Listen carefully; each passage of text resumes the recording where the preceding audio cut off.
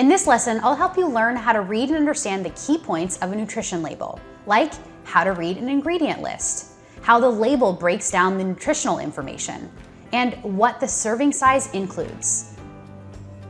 Here are the key points to look for when reading a nutrition label, and use the information on the label for prepping out your recipes. Always start with the ingredient list. Know that ingredients are listed on the labels in order of quantity used in the product, with the highest volume ingredient always listed first, followed by the other ingredients which are included in the products but in smaller quantities. Look for any added sugar and trans fats. Be cautious of hidden sugars found in many processed foods. Sugar may be difficult to recognize on a label, as it can be listed under many mystery names, like for example, dextrose, glucose, lactose, galactose, maltose, sucrose, xylitol, sorbitol, beet sugar, cane sugar, maple syrup, rice syrup, corn syrup, and high fructose corn syrup. And they all mean the same thing, sugar. You also want to look out for and avoid trans fats and hydrogenated oils. These fats can become damaged during cooking and when consumed can create inflammation in the body, leading to various health problems. Next, you want to identify the macronutrient content and pay attention to the macronutrient content of this food in comparison to your total macros for the day, so you can make a decision as to how that particular food fits into your daily intake with the rest of your meals. Lastly, take note of the intended serving size. Packages often contain more than one serving, meaning if you measure out and eat exactly the stated serving size, you're getting the same amount of nutrients that appear on the label. But if you eat more than the serving size, you need to take into account when adding it to your macro allotment for the day. Now it's time to read a few labels. Let's start with these awesome grain-free paleo powder breadcrumbs. So in this, a serving size is 1/8 of a cup.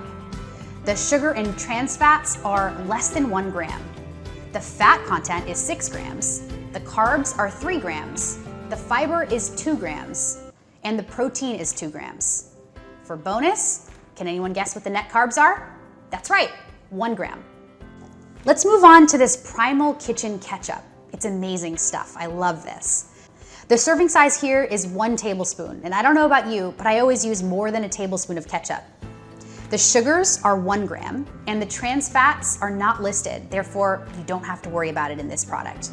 The fat content is 0 grams, the carbs are 2 grams per serving, the net carbs are then 2 grams per serving also, and the fiber again is not listed, so it's not a significant source of fiber. And the protein is 0 grams. Let's now read something that, well, we all know, the blue box mac and cheese. This label is really great. It's going to tell you that there's 2.5 ounces in a serving size, meaning it's about 1/3 of the box.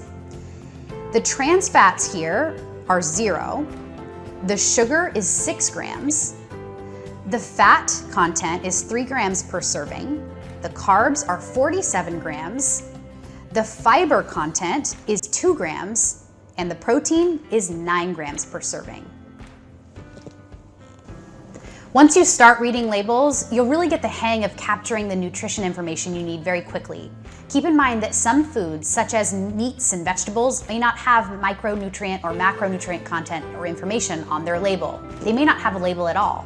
If this is the case, you'll need to use a digital food scale along with an app like MyFitnessPal to calculate the nutritional information.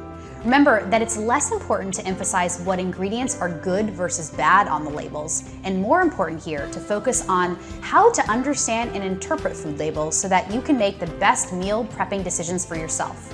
We'll talk a little bit more about these labels and how they play into your daily food intake in the macronutrient lesson.